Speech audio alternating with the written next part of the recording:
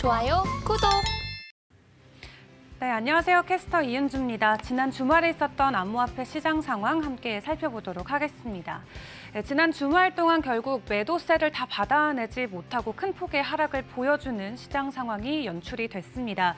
현재 전일 대비 시가총액은 1.1% 올랐지만 1조 1,000억 달러까지 유지가 되던 마켓캡은 현재 1조 달러까지 내려앉은 모습 보여주고 있는데요.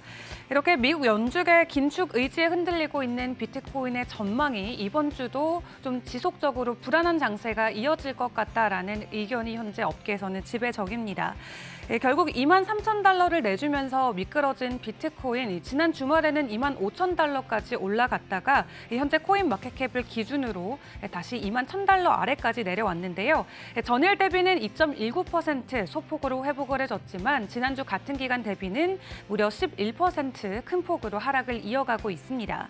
이 가격과 관련해서 많은 의견들이 오가고 있는 가운데 올 여름에 S&P 지수가 역대급 썸머 랠리를 보여주며 굉장히 큰 폭의 상승을 보여줬다라는 전망치가 나왔었죠. 7월, 8월을 합쳐서 12% 넘게 반등을 했다고 하는데 미증시와 커플링되고 있는 이 비트코인을 비롯한 다양한 암호화폐들은 소폭의 상승을 보여줬지만 모두가 기대했던 것만큼의 큰 폭의 상승은 보여주지 못해서 투자자들의 실망감도 이어지고 있는 분위기입니다. 가격적으로 봤을 때 최근 단기적인 흐름이 비트코인의 하락을 가리키고는 있지만 추세적으로는 반전을 할 수 있는 지표들도 포착이 되고 있다고 하는데요. 바이낸스 기준으로 비트코인 일본 가격을 확인을 해보면은 현재 최근 비트코인에 대한 매도 압력이 추세를 이탈할 만큼 강력하기는 했지만 지표상으로는 아직 과매도 영역에 다르지는 않았다고 합니다. 또 거래량 흐름을 바탕으로 자산 가격 변화를 예측하는 모델이죠. 이 OBV가 현재 2019년 3월 이후에 최저 수준으로 떨어져 있는데 곧 다시 반전되고 다시 상향으로 올라갈 수 있을 것 같다라는 전망치도 나오고 있습니다. 또 비트코인의 퍼포스 ETF에서 지난 11일에서 19일 사이에 3,000개가 넘는 비트코인이 유출이 됐다라는 이 네트워크의 상에서 지표가 확인이 됐는데 큰 규모의 비트코인이 이동된 만큼 단기적으로는 비트코인의 가격 하락이 일어날 수도 있다라고 업계 전문가들은 내다보고 있습니다. 현재 비트코인이 큰 폭으로 가격 하락을 이어가고 있는 대표적인 이유로는 역시 거시경제 이슈가 꼽히고 있습니다. 아무래도 우리 시장 안의 이슈보다는 거시경제적으로 다양한 불확실성이 우리 시장을 큰 공포에 몰아넣고 있다라고 이야기를 하고 있는데요. 8월 초에 발표가 됐었던 미국의 7월 소비자 물가지수가 시장 전망치보다 낮게 나오면서 시작됐던 이 비트코인의 회복세가 이번 주말에는 다시 모든 상승분을 반납하는 모습을 보여줬었죠. 긍정적인 CPI 지표로 인해서 인플레이션 완화 기대감에 자산 시장에 살짝 훈풍이 불긴 했지만 이 미국 연방준비제도 이사회의 매파적인 회의록의 내용이 공개된 이후에 이 미국의 10년물 국채금리가 상승하면서 전반적인 위험 자산 선호 심리도가 일제히 하락하는 모습을 보여줬습니다. 이렇게 거시경제 이슈로 인한 비트코인의 가격 하락이 이 현재 시장을 분석해 볼 수 있는 가장 좋은 이유다라고 전문가들이 이야기하고 있고요. 그나마 좀 선방을 하면서 가격 상승을 유지해주는 이더리움이 있었지만 이더리움도 일주일 전 대비는 무려 16% 하락하면서 큰 폭의 하락을 이어가고 있습니다. 전일 대비는 3% 다시 반등에 성공해줬지만 전주 대비 16% 넘게 하락하면서 이 한때 1,800불 이상에 거래되던 이더리움 현재 1,600불대까지 내려왔고요. 이더리움과 관련해서 이제 머지 이벤트가 얼마 남지 않았기 때문에 가격적으로도 마지막 탄력이 붙어줄 수 있을 거라는 기대감이 나오는 반면 지난 주말에는 그런 장세를 보여주지 못해서 좀 아쉬움을 보여주기도 했습니다. 그런 한편 이더리움의 커뮤니티는 미국의 POS 검증자들이 규제 당국에 결국 굴복할 수밖에 없을 것이다 라며 우려를 하고 있는데요. 이 채굴과 관련돼서 각국에서 여러 규제안들이 나오고 있기 때문에 이 POS로 전환이 되더라도 이 기존 규제 당국의 그늘 아래 처할 수밖에 없는 현실이 우려가 된다라고 이야기하기도 했습니다. 업계 주요 이슈들도 좀 살펴봐야 될 것 같은데요. 이 테더와 USDC, 최근 스테이블 코인과 관련해서 여러 이슈들도 이어지고 있습니다. 테더와 스테이블 코인과 같은 이 USDC 코인들은 큰 변동성은 없지만 그들이 가지고 있는 자본이 충분한지에 대한 의문점이 계속 제기가 되면서 이 스테이블 코인과 관련된 투자자들의 의심도 이어지고 있었죠. 그런 가운데 테더가 이번에 2분기 보고서를 다시 한번 발표를 했습니다. 확인을 해보니까 어음은 58%나 줄었고 은행 예금이 32% 늘어나면서 상당히 안정적으로 자본을 유지하고 있는 모습을 보여줬다고 하는데요. 이 테더 같은 경우는 기존의 MHA 케이맨에서 비디오 이탈리아로 교체를 하면서 기존의 분기별 한 번 제공했던 이 보고서를 앞으로는 월 1회로 월간 보고서로 발간을 하면서 좀 투자자들과 더 적극적인 소통을 이어가겠다라고 이야기하기도 했습니다.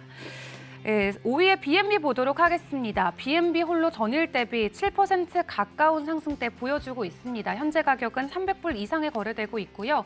전주 대비는 5% 이상 하락한 모습 보여주고 있지만 시가총액 상위 종목 10개 중에는 그나마 적은 하락폭을 보여주면서 전일 대비 반등세도 좋은 모습 보여주고 있습니다.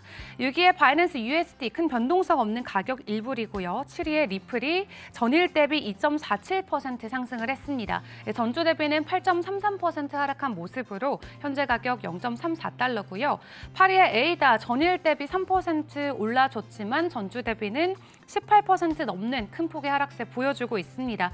현재 가격은 0.46센트에 거래되고 있는데 최근에 찰스 호킴스 이 에이다 창시자가 이어지고 있는 비난에 대해서 좀 개인적인 의견을 밝히면서 투자자들과 소통하는 모습도 보여주기도 했었죠. 바즐 하드포크를 앞두고 기술적인 우려와 공격이 지속이 되자 창시자가 직접 나서서 본인들의 기술적 업데이트에는 큰 문제가 없다라면서 걱정하지 않아도 된다라고 이야기하기도 했는데요. 그러면서 한편으로는 굉장히 지치는 이 시장 분위기가 이어지고 있고 본인도 상당히 어려운 나날을 보내고 있다라고 좀 어렵다는 모습을 보여주면서 투자자들의 우려를 좀 사기도 했습니다. 하지만 이전 버전인 노드 1.35를 테스트하는 동안 3개의 버그가 발견됐다고 하는데 해당 부분들이 하드포크의 유력한 후보가 될 것이다라고 전해지면서 이더리움의 머지 이벤트 이후로 올 하반기 암호화폐 시장에서 가장 강력한 또 많은 투자들이 기대하는 기술적 업데이트가 되지 않을까 하는 기대감도 이어지고 있습니다. 9위의 솔라나 보도록 하겠습니다. 전일 대비 4.24% 올랐고요. 일주일 전 대비는 18.61% 하락하면서 현재 가격은 36달러에 거래되고 있습니다. 도지코인도 전주 대비 큰 폭의 하락을 이어가고 있습니다. 15% 넘게 하락을 하면서 현재 가격은 0.06달러에 거래되고 있는데요. 상위 시가총액 10개 종목 외에도 이 아래에 있는 20위권 종목들도 전반적인 혼조세를 보여주고는 있지만 전주 대비는 모두 두 자릿수 이상의 큰 폭의 하락을 하는 모습도 확인해 보실 수 있습니다. 이 업계 주요 이슈들로 넘어가서 주말 동안에 있었던 주요 소식들도 살펴보도록 할 텐데요. 현재 북미에 있는 전자제품 판매 업체인 베스트바이에서 이 암호화폐를 통한 결제를 허용하겠다라고 이야기를 했습니다. 하지만 여기에서 비트코인은 제외가 됐는데요. 베스트바이에서 구매할 수 있는 결제를 할 수 있는 암호화폐는 현재 이더리움, 시바코인 그리고 도지코인으로 밝혀져 있습니다.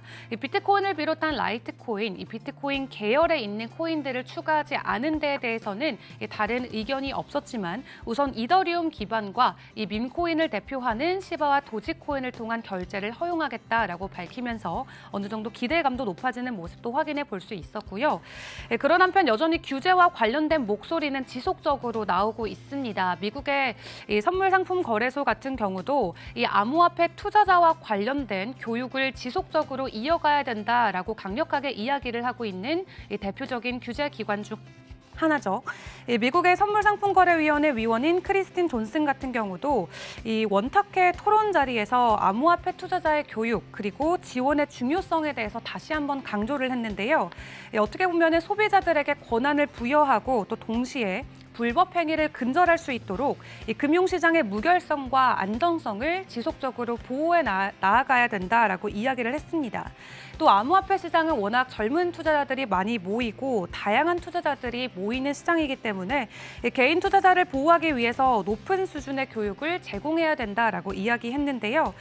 초당적 법안이 통과되면은 암호화폐가 현재 다양한 커뮤니티 그리고 산업군에 끼치는 영향에 대해서 우선적으로 연구를 하고 그들을 위한 조치를 이어갈 것이다라고 이야기했습니다. 그런 한편 영국의 유럽의 중앙은행 같은 경우도 이 EU 회원국 간의 일관된 암호화폐 규제 프레임워크를 마련하겠다라는 목소리를 내기도 했죠. 현재 전 세계 기준으로 놓고 봤을 때 이 유럽과 관련된 암호화폐 규제안들이 가장 보수적이고 가장 강력하게 적용이 되고 있는데요. 유럽 중앙은행은 최근 EU 회원국 간의 일관되고 또 조화로운 암호화폐 규제 프레임워크를 구축하기 위해서 노력 중이다라고 밝히면서 EU 소재 은행들은 암호화폐 상품 그리고 서비스 제공 여부를 고민하고 있고 이 규제 당국은 안전하고 건전하게 이를 유도하는 것이 중요하다라고 이야기하면서 오늘날 EU 회원국 내 암호화폐 규제 프레임워크는 너무 상이하고 광범위하고 굉장히 일관적이고 조화로운 규제안이 부재하다라고 이야기하면서 앞으로도 추가적인 규제안 마련이 이어질 것이다 예고하기도 했습니다. 지금까지 전반적인 암호화폐 시장 상황 전해드렸습니다. 좋아요, 구독!